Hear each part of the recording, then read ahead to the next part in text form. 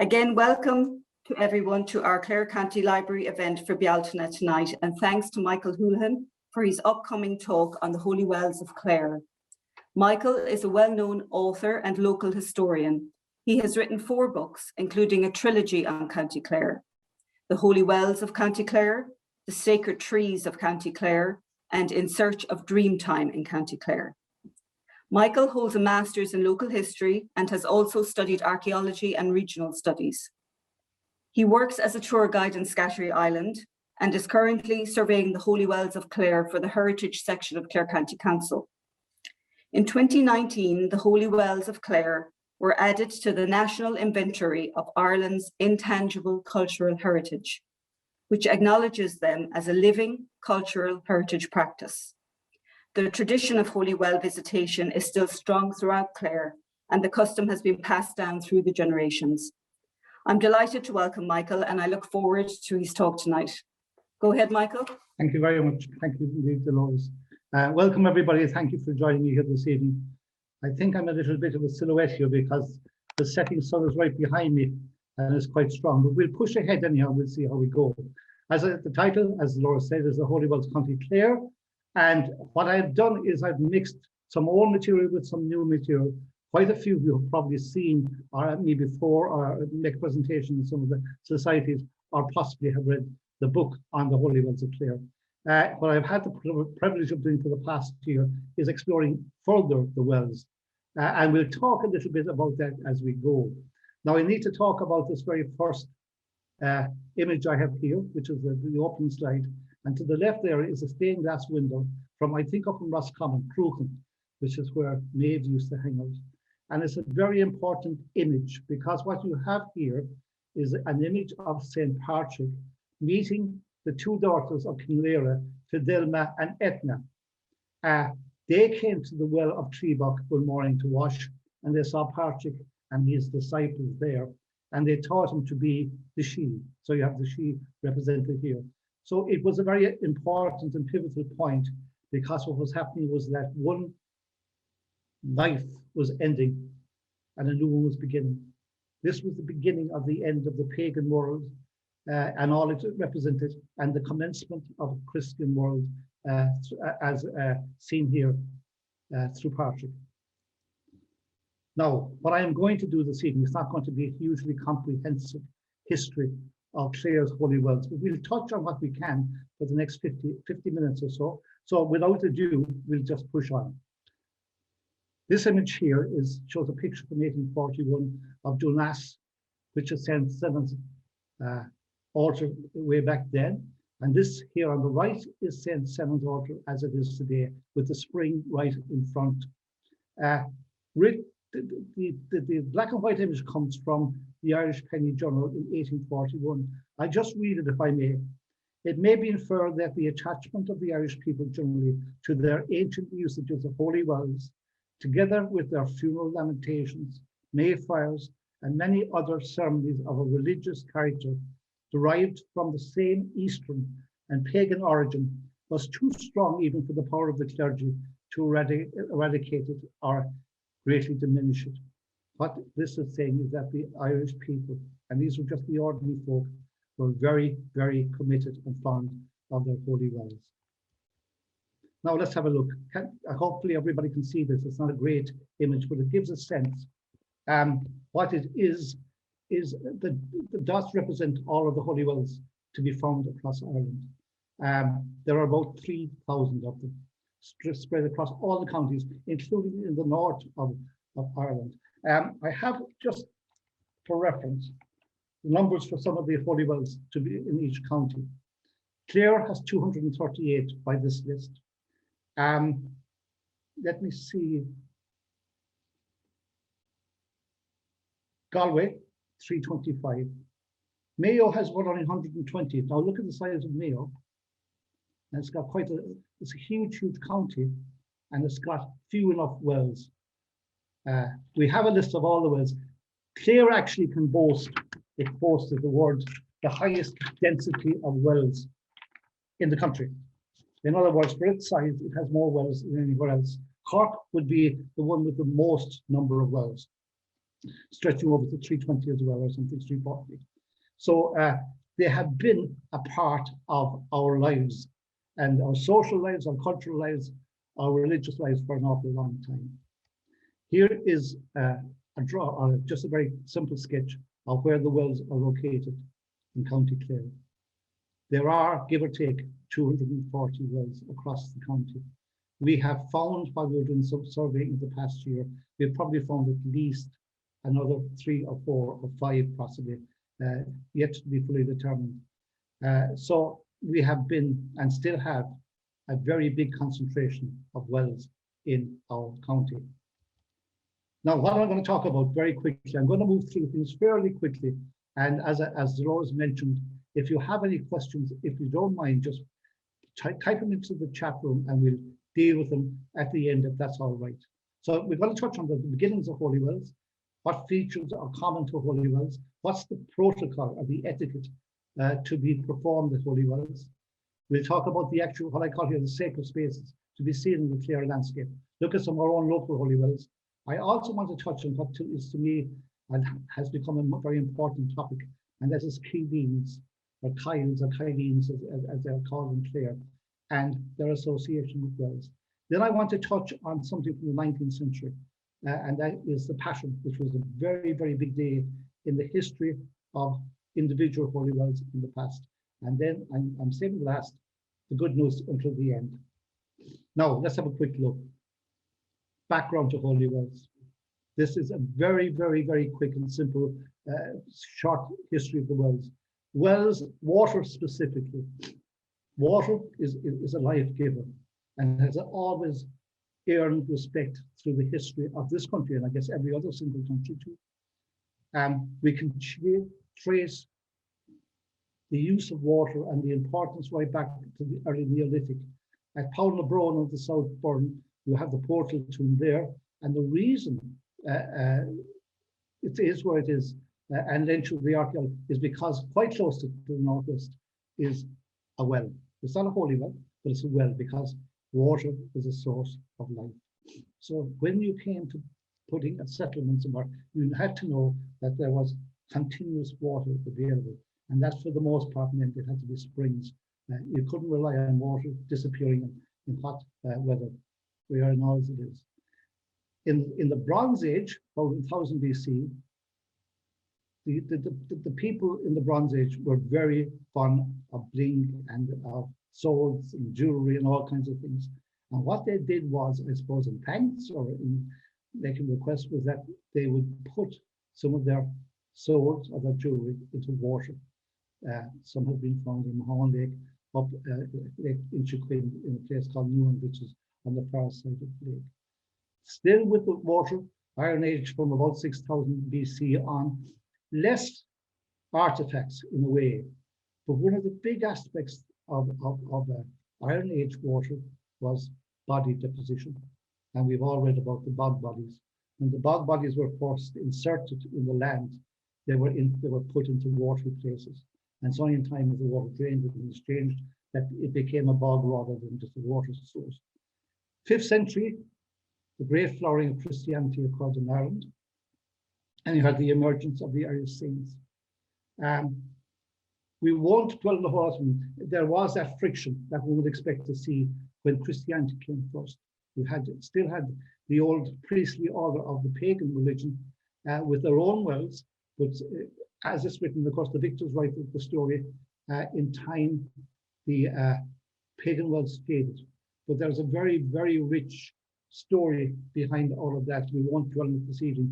We'll push on, but it's worth having a look sometime if you're interested in that. Celtic Christianity flowered right up to about the 11th century. Come that time, the Anglo Normans began to come in, and they began to bring with them European religious orders. So over the 12th and the 13th century, you had a selection of European religious groups moving into the country. And what happened quite quickly was that the insular Irish church was subsumed into what was becoming the universal church. And with that came universal saints. Now, I'll tell you in a minute, I have a slide further on, to show that the Irish didn't forget their indigenous saints by any means whatsoever. But you certainly had, we'll say, with the Augustines, the case in point, you had John the Baptist well out the Clare Castle. On the other side, you had St. Michael as well. So what you're seeing is a new influence and a new connection with the Welsh by the Europeans. 16th century, the Reformation and the abandonment of monasteries. Now, the monasteries were very, very important in the story of the Holy Wells because, pardon me, they brought baptism. So they needed the water from the well for baptism. So it actually put another layer of holiness onto the holy well, if you know what I'm saying. The monasteries were deserted, as I said, with the Reformation. But what happened was that the wells continued. When you had the penal laws coming in the late 17th century, people reverted to the well for prayer and for requests and for all kinds of things. At this stage, you didn't have a very strong church. You didn't have an infrastructure. There were very few churches to be had. So when people wanted to connect with the Spirit, they went to the holy wells. So, you know, you have all kinds of perspectives on the wells at this stage. Through the 18th and 19th century, indigenous Irish faith practices came to the fore. And in the center of that were the holy wells. I should mention here, because I'm going to mention later on, the holy wells at this point were considered, the term used was a contested space, because what you had still at this time was a leftover natural religion or folk religion in part. Not very strong. It didn't go in opposition to the church particularly. It sat comfortably side by side. You had the she and the saint all together at one point. Come the famine and the terrible times it brought, there was a return to chapel-centered Catholicism and a decline in the wells. So racing up to the 20th century, different things happened. In the 40s, there was a re-engagement with holy wells. That went on again into the 50s, a dip in the 60s, renewed in the 80s, and 21st century, well, I guess you have your own opinion. My opinion is that there was both growth, pardon me, and loss. And the story continues. Now, let's have a look at what the Holy Well is all about. Some of the, when you visit Holy Well, and I'm sure an awful lot of you will have done so by virtue of the fact that you're here this evening, some of the things you'll be watching out for is the well itself, the source of the well. It could be a spring. There's different sort of ways it comes. We'll mention that too in a moment. It tends to be found on a peripheral location. Wells aren't in the center of villages or towns. They tend to be on the edge of towns. You know. Within the well complex, you have a path or track marking what they call terming the sacred space, around which people would move. Very important to me, anyhow, personally, is on villa. The villa is the sacred tree. It's kind of gotten neglected, which is a great pity. I can't help but feel that the sacred tree and the holy well were almost peers one time, dual companions, meeting the needs of the people at the time. But if I may give you an example of the villa, there are places still in Clare, place names that give this away. Anvil up outside Corofin, north of Corofin, translated as Anacon Villa, which is the rough ground or the marshy ground of the sacred tree. Glenville, which is up in Ensteinum, Long Villa, the glen of the sacred tree, still in existence there. You have a Killeen in Shacroran, or near, pardon me, near Crusheen, called Kill Villa. Another place, Capla Villa South, down towards Limerick. So you get the idea. There are still many markers there to suggest that the sacred tree was nearly at one time, nearly as important as a holy well. Within an awful lot of the holy well complexes, you have stones. Now these stones can be of different types. You have standing stones, cross slabs, turning stones, carvings, belongs. Marking stones and pebbles just piling up. People sometimes take a handful of pebbles and as they do go around, they drop the pebble in a pile somewhere. And you also have votive offerings. I'll show you some images of those in a moment. Other things to be found, not in all wells, but in many wells, is there may be a guardian saint or a patron, as the case may be. Some wells, less so now, had its own liturgy, or had their own liturgy, and there were quite a number of prayers collected, Oscaria for the most part, that speak to individual wells. The well tradition is based very much on ritual and repetition, and the rosary tends to be the favorite prayer because you have the beads and you say your rosary, 5 for the short rosary, 15 for the long rosary. And then everybody moves gesher. And that means there, yes, you're keeping all of the aspects of the well on your right side. And you're moving sunrise. And of course, there are hints here of previous practices, pre-Christian practices. The sighting of the fish was once very important. I'm going to speak about that in a moment because to me, it's kind of, it's gotten lost, but it's kind of important. And of course, one of the main reasons people came to the wells in the past was for cures and healing. Now, this goes back to a time when we just didn't have any medical or medicinal structure in the country, and people had to rely very heavily on plants or herbs or whatever they find, plus time spent at the well. And people would bring gifts to the well based on their own needs. Now, wells are many kinds. I don't want to overdo it too much about the whole thing, but let's just have a quick look at this. You have wells that are part of Bealtaine stones. Bealtaine stones, I think Bealtaine is a French word for anyone who speaks French. It's a bowl.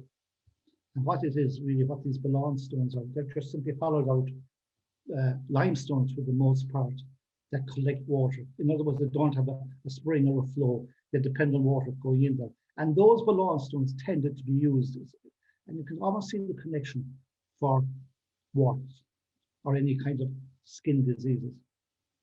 That's what the Bealtaine stones are mostly used. An example of a rather unusual example of a Bealtaine is the socket base of a high cross up in Houlhan, because it collects water and people go there and they dip their hands into it. You have rock pools. These are to be found, there's a most glorious one up in Ballycroom, which is just above Lochgraney. It's actually a megalithic stone, but beneath it there's sufficient room for water to be stored, and that became a holy well. Here in Quinn, in the hollow of a tree, down at the back of the abbey, there is a giant sycamore tree there, said to be holy well. Then you have the Dócha, which are pools of still water, if you like, in streams, and they've just sort of cordoned them off a little bit. So you can see there were many, many aspects to the wells. Also on the higher grounds like Shlivelva, Buchtmama, Abbey Hill, there were also wells to be found. Here are some examples. Here's an example of Bealtaine Upperland, Houlhan. You can see it there. It's just simply, it does unfortunately get quite dirty, obviously. This one here is a Dócha, or a Dóch. This is up in Glencullen. And what they've done, there's a stream here, or certainly a point where water collects a lot, and they've actually cordoned it off.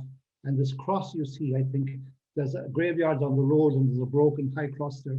And I suspect, and I don't know, that this cross may have come from there. This is a very fascinating well down here at the bottom. This is St. Credon's well back in Kilcredon, west of Carrigaholt.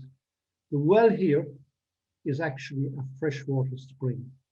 The tide comes in, covers it, goes back out, and the well purges itself of salt water, leaving fresh water. A peripheral well. And the old Irish seem to think anything on the periphery was more powerful between two states. And this was very powerful well. Children were brought here in summertime. Rickety children, we used to call them, were brought here in summertime. Now, if people came here in the summertime, if they came from Ennis, they may not have come that far, but I suspect they might. It was a couple of days, you know. It took, you had to bring your bit of food and you had to bring whatever. So it was quite logistically, it was a big chore. But people came here. We have it in the history. They came in big numbers one time. Some more aspects. These are the trees of the holy wells. This one is St. Margaret's well out in quite close. Well, it's Kilmacduan, Clare, really, if you like. Beautiful tree, protecting the well, if you like. The well sits here in the grazing field. On the right here, then you have a rag tree. Now, the Trinity tree of the rag tree. I'm not convinced sometimes, especially in tourist areas, that all the wells or all the trees that are there are actually authentic rag trees or fluty trees.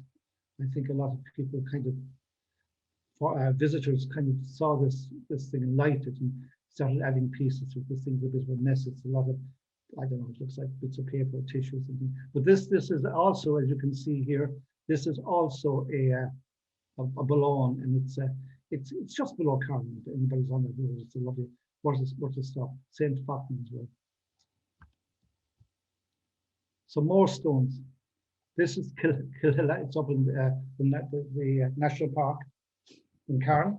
What we're looking at in this picture here, this moss-covered stone here is a Bealtaine stone. You can't see the top of it. And above it here, in this opening, is a cave. And this gorgeous site is associated with St. Matthew. I'm sure a lot of people who are interested in those would have been there at one time or another. It's getting a bit battered because the buses have found it and they're kind of going in there. And I'm not saying that they're disrespecting it in any way whatsoever, but it was a better well when it was left. Well, it's to the right, actually, over this direction. It was a better well when it was left to the pilgrims. And I've met some people that have been praying there for many years and they're a bit distressed at the amount of visitors they get down there. Some of you will know this one. I'm sure a lot of you will know. This is a head to be found down in Finland Well, just opposite Finland Lake. This is Luke German's famous site where the plague stone is. The plague stone was in 1831 and other times when cholera was rife, running all over the country. People with no help came to this well down in Finland, and there's a plague stone there. If people haven't visited, they should, and they would touch the stone, believing that they might get some help if they found themselves with cholera. Truth of the matter, I think maybe it actually caused more cholera to spread rather than less, but that's not the point. They went there in the hope of finding some help. The station stone here on the right is up in again. It's kind of up near Houlhan. It's one of, I guess, what there 14 stations. I think there were 14 stones here at one stage. There's maybe 8 or 9 left, but they're still there. Now, we've already spoke. This is the protocol on responses if you should visit a well. We spoke about the idea of Desher moving in alignment with the universe.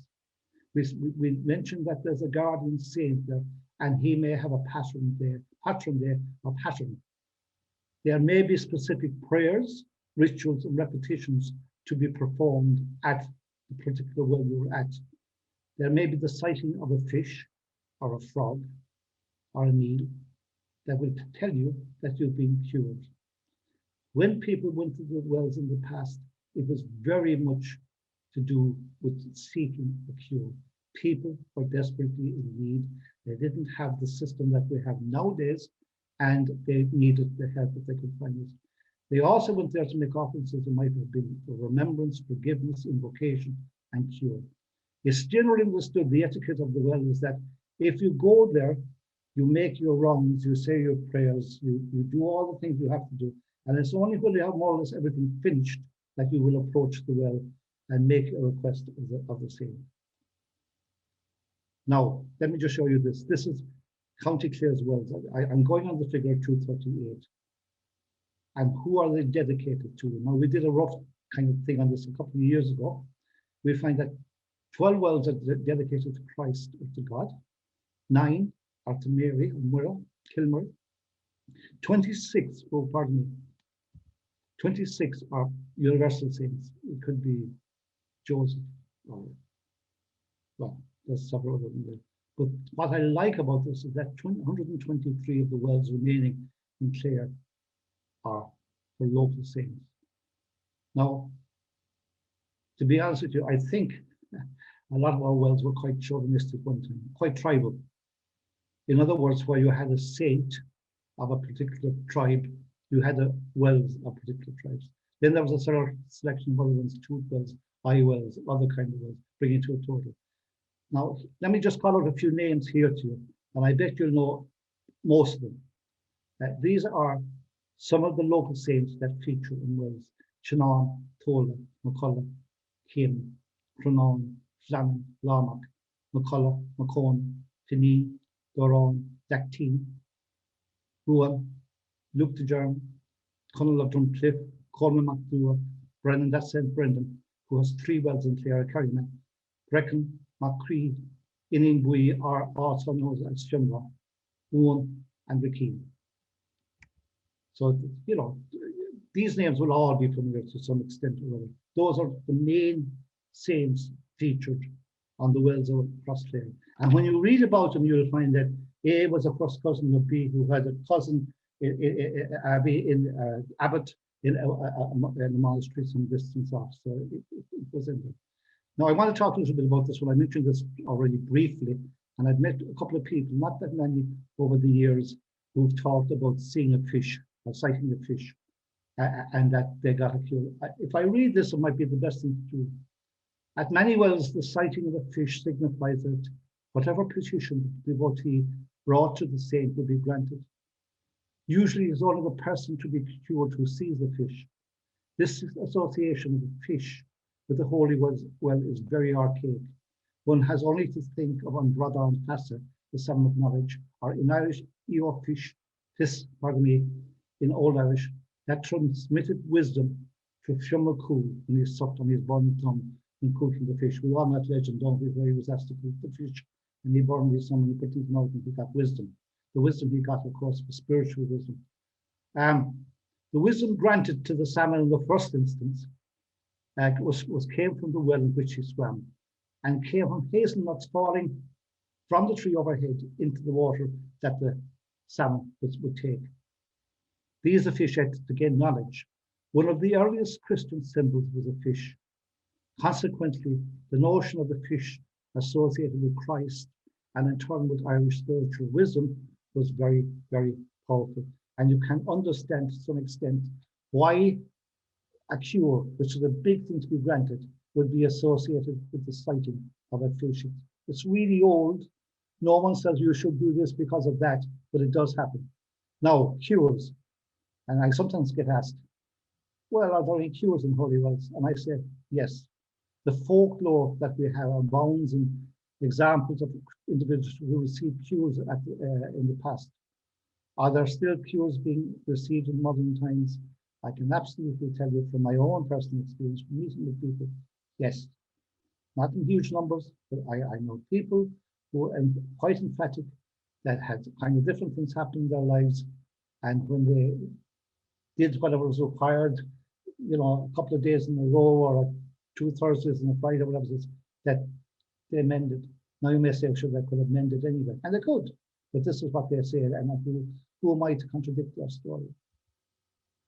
Now, some other features of the holy well are the offerings. This one here on the left is up in Houlhan, and you can see it's piled high with lighters. This man must have been desperate to give up smoking. There's another photograph I don't feature here today.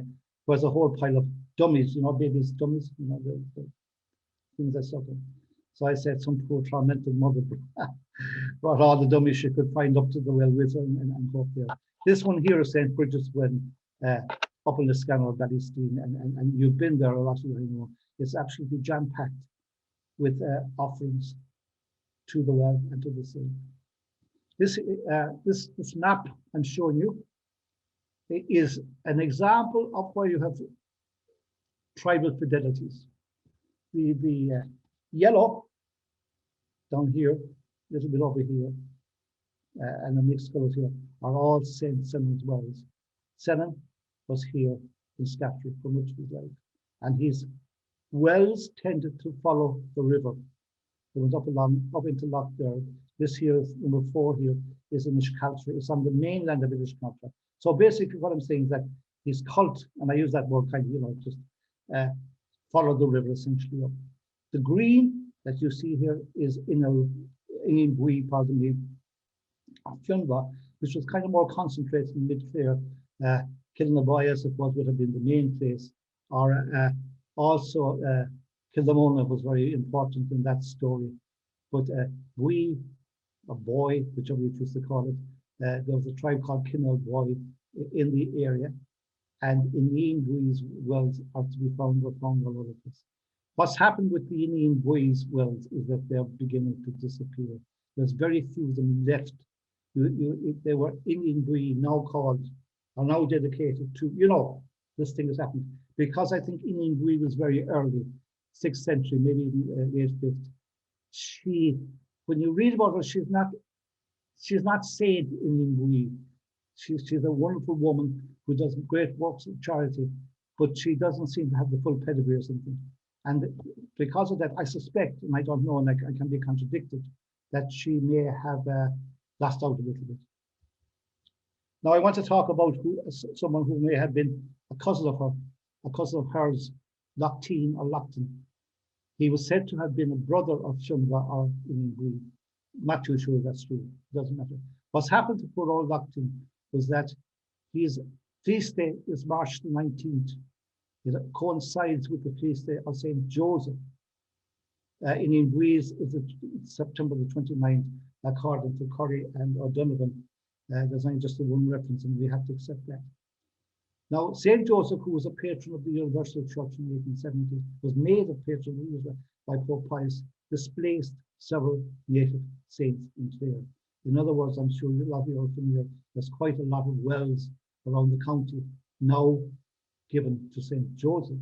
But if you peel that back a little bit, you'll find that quite often they were previously Indian breed or Lochteen or somebody else. There's a few of them up around Milltown in town in Ennis. There's one there out in Dulwich, that's St. Joseph's. That previously may have been Indian breeds, and Lochteen was one time across the road, directly across the road where the industrial estate is now, and got pushed out of there. Things change. Pardon me. So I won't go into all the detail of this. The important thing I want to say about St. Lochteen's well is that he had 2 wells up in Kilmaboy, not exclusively there. Those 2 wells are still in existence. Unfortunately, the 2 wells are under brambles now. And it's a great pity because there were 2 very handsome wells in their day. They're not long gone. So if there's anybody listening from Kilmamona and feeling guilty, they might take a slash hoop and go down and tie up the wells there at some point. One of the wells was simply called St. Lochteen's well. The other one was called Tubber Natasha. Now, Tubber Natasha translates to the well of a relic. And down here at the bottom, there's the most beautiful 12th century reliquary, which is said to have contained a bone from the arm of St. Lochteen.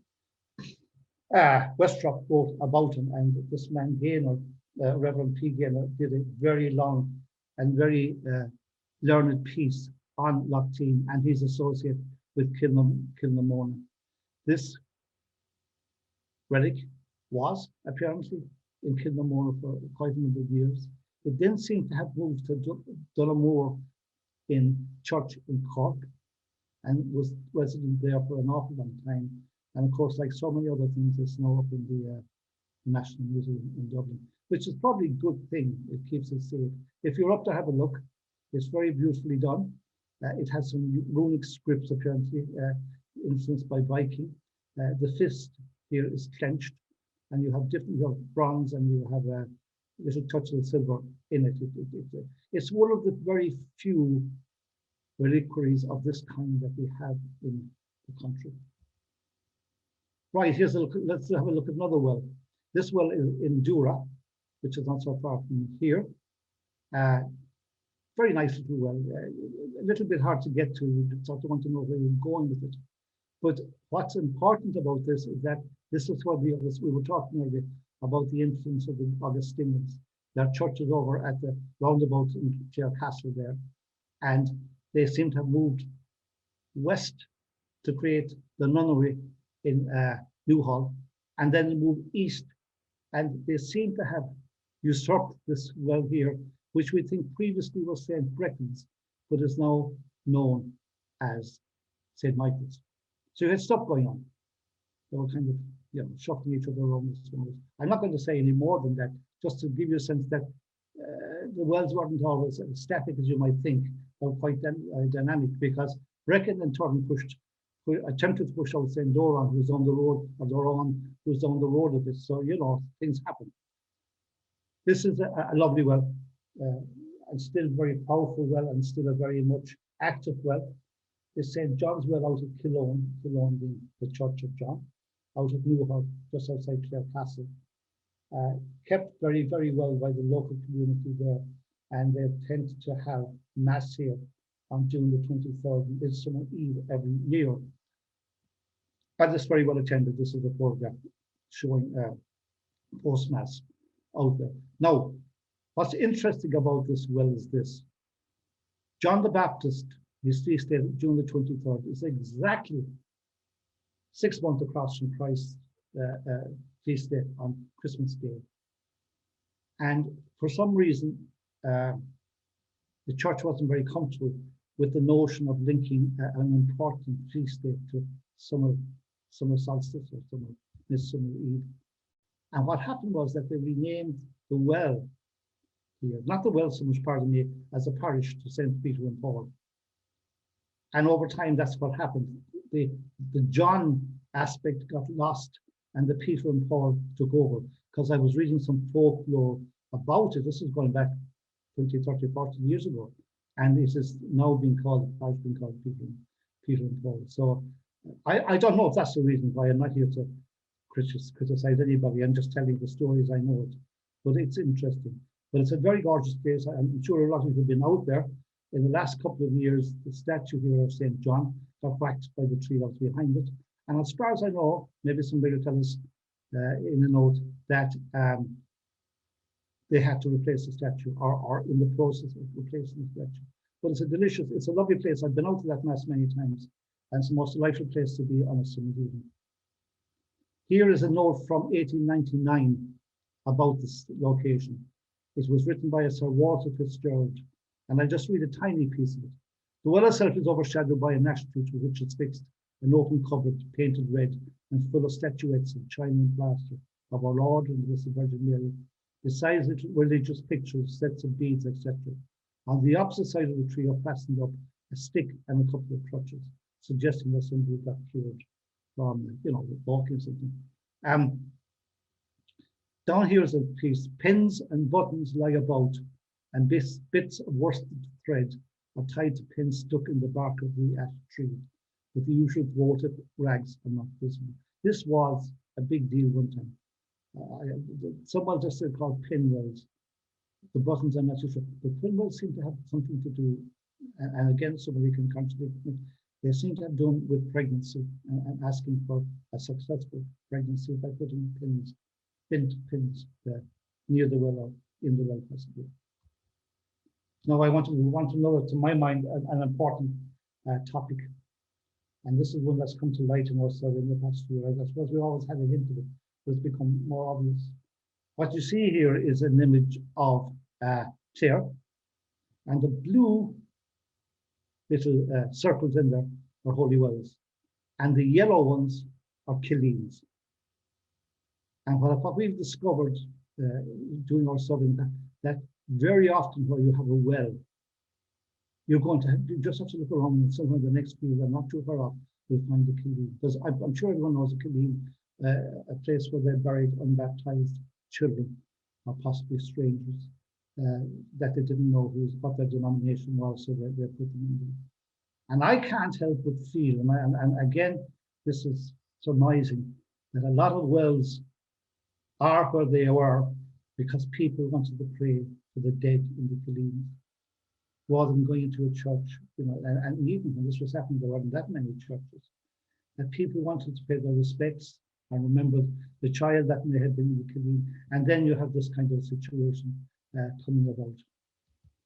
Here's an example of two, and I could give you, genuinely could give you another dozen without any great difficulty.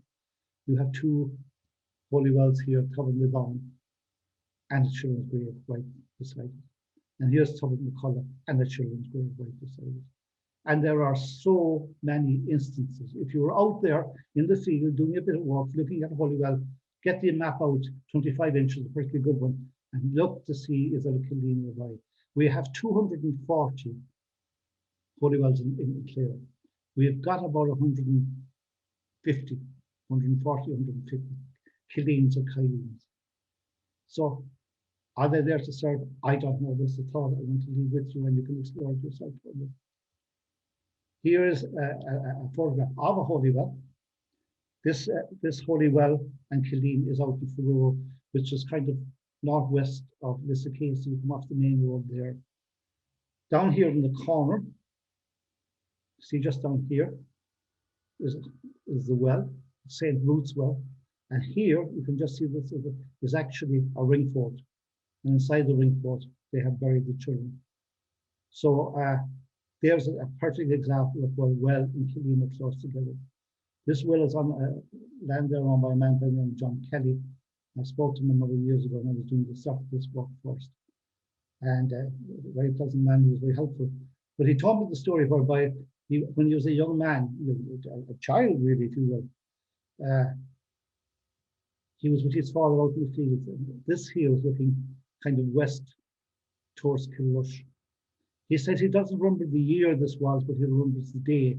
It was the day of the Kilrush horse fair. And he saw 3 men coming across the bogs, approaching their field.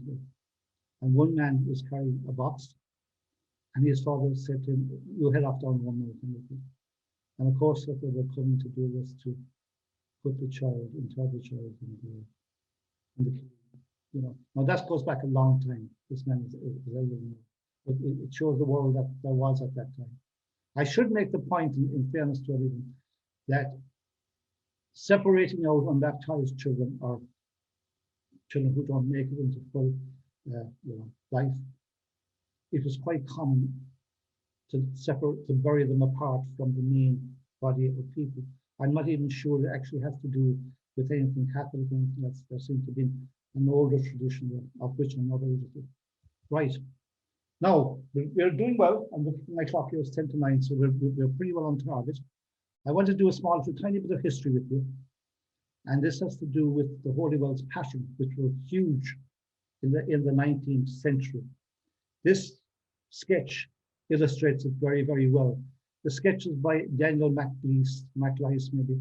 He is the one who did the famous joint painting to be up in the National Gallery of the marriage of Aoife and Strongbow. Big, huge canvas, a massive thing. He was a Cork man, but he also did a lot of work like this, sketches. And this is his sketch of St. Renaud's Well in County Cork in about 1836. And if we take a look at it, he managed to more or less combine or include all aspects of the Holy Well Patron Day at the time. Now, the Holy Well Patron Day, the big ones, national ones, were not unlike, you say, rock festivals nowadays, except they were much better. And if we look around, we can see all different aspects of what were included in the Patron Day. You have the well house and the well with the tree over it. On the left here, you have rags hanging off the tree, which is very important. These 3 men here are meant to be priests trying to preside over the whole event. Very, very big crowds arriving. 2 women having a go at each other. This is all of life is here. You have a young man here with maybe his sister, maybe his mother on his back. You have a man here crippled carrying a child. Over here, you have this lady here with the picture is a bucánach or a beggar.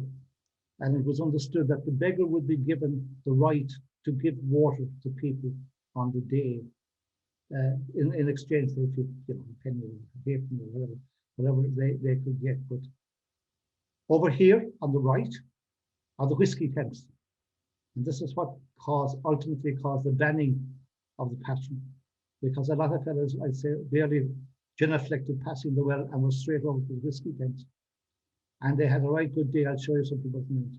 And then too often, oh, pardon me, go back again. Okay, there we go. Too often the day finished with a stick fight. Also, last thing I should point out here, the place wasn't very hygienic. You have a child here, and a mother bearing the child, and a dog drinking out of the same thing.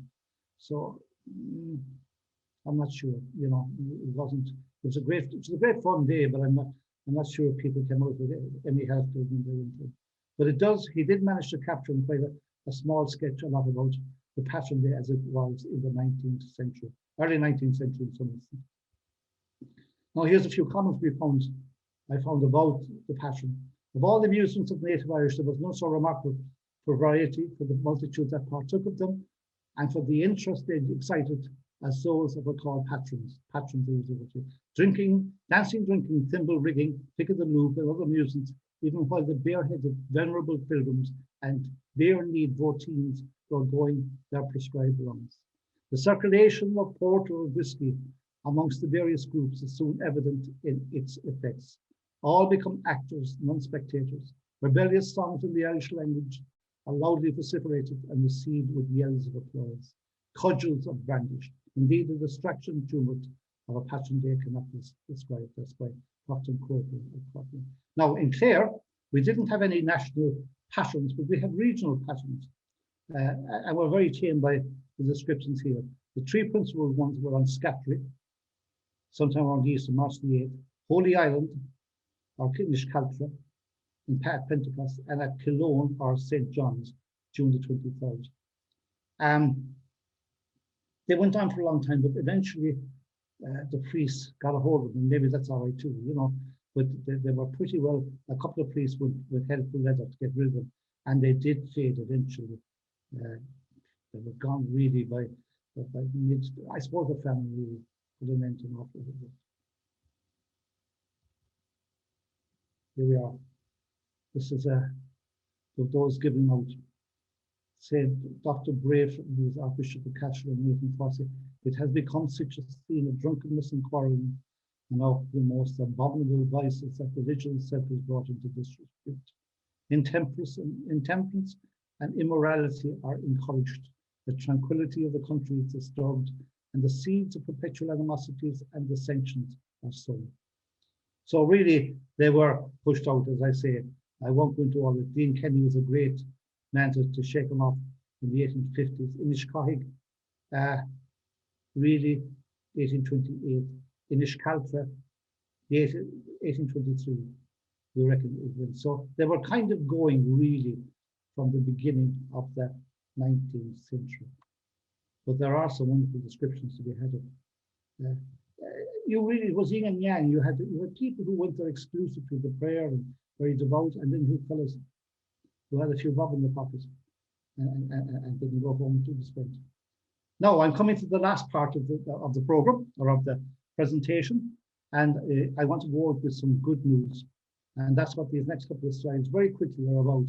We sometimes think that the Holy Well phenomenon is dying, and it probably is in some areas, but to say it's dead would be absolutely, completely incorrect. And I want to show you a couple of images now of wells that have been revived in the last 12 to 18 months. No longer than that, just since we started taking an interest in it. So let's have a quick look. This is a well up just outside Crusheen, on the road between Crusheen and Gort. It was an old tower in Inbui. We spoke about in Inbui. It's in a place called Dreamtime. It's just about a mile outside Crusheen on the right hand side. Local man there. We met him and just covered over. And for God, you know, he rang us a week later to say, come up and have a look again. And he cleared back the well. And it was a lovely well, a deep well, stone lined. We couldn't see this in our initial visit, but has now been restored. I plan to go back there again in the next month or two now that we're allowed to drive around again. This is the marvelous work that has been done, and I mean, it really is marvelous work out of St. Joseph's Well in Dura, Contemporary. I know there was a great many people involved, but I know Mick Kearns was one, and I don't know who the others will forgive me, but this has gone back a while because it was seeded and it's all nice grass now, and it's wonderful to see it restored because I went to that wells years ago, and to see that it got shook so badly over the years is just great to see. But now it's back. It's up and it's running, and I suppose that they tend to have mass there August 15th. Look forward to it. Tuberbreda up in Capafine in Chicoran. This is outside Crusheen again. This has been done for a couple of years. It's the most beautiful. There's a fantastic tree in there. This is also at Killavilla. It's named for the tree. And behind this wall here, as you can see it, is a killeen, directly behind the wall. So you see the connections. Pushing on very quickly. This is a fascinating one. Love this one. It's out in Hilfedan, my father, West Clare. This well was missing. I had read a bit about it by Westrop, And I was looking for it, and I got talking to locals there, and a couple of others had read about it as well. The well is called, if you can see it there, it's a bit, the picture is not perfect, Tubber Sheepra. Tubber Sheepra being the elf's well or the fairies well. And fair play to them. They came, they dug it out, the water was still there, and the well exists, and that too, I'm looking forward to seeing. Now, there are a lot of non-Christian wells still in the county, and through no fault of them, they've kind of not gotten much attention. I'm not suggesting that they go up in contest with the Christian wells, but it was part of our culture now. Lovely, great job done here by a bunch of the lads down around Cratloe. This man is, I think he's an Offaly man, who got the whole thing going again. This is St. John's Well in Cratloe Miles, just behind the castle on the road on the right when you're coming out of Limerick and heading up to Ennis, shall we say. But the well itself had gotten ruined over the years. It's at the bottom of the slope. The water, there was animals in the field. The water was running down. It was kind of spoiling the water there. But these folk, God bless them, got it together. They went by sheer persuasion, I suspect, they persuaded somebody to come and clear out the well, and they hit the aquifer or the spring below, so that the water coming up there now is of the finest quality. I was there on June the 23rd last year when they were rededicating the well. This one, I think, is a place too. St. Imy's Well in Killimer, it's inside my private land there, and the man that owns it took it upon himself to do up the well, put it as his son-in-law gave him a hand, and it's now reinstated. Killimer, of course, is associated with Imy, who in turn is said to be the sister of Seven. Tubbermudbree, that this is just outside Dara, kind of up the road from the shop there, the petrol station into the right. Forgive me, I don't know the county the family's name. They have buses there, but their tree fell. They took the tree away, and then they said, "Look, let's get the well back together." So they went away and they cleaned it up and they put new stuff on it. They cleaned out the well. It's in here. You can't see quite clearly, and it's been restated, which is lovely. Tubbermudbree is actually a male from Northern Ireland, and that's about it, really. I just wanted to see that people are actually still engaging very actively with their wells. This is a lovely image of Seven, which I can collect. And I'm going out an advertisement. I have these few books that I've written over the years, if anybody's interested, or indeed wants to send me questions or anything else. There's my email. You've been great. Thank you all for your attention. Yeah, we're finished. 9 o'clock. Okay, with all respect to you. Thank you.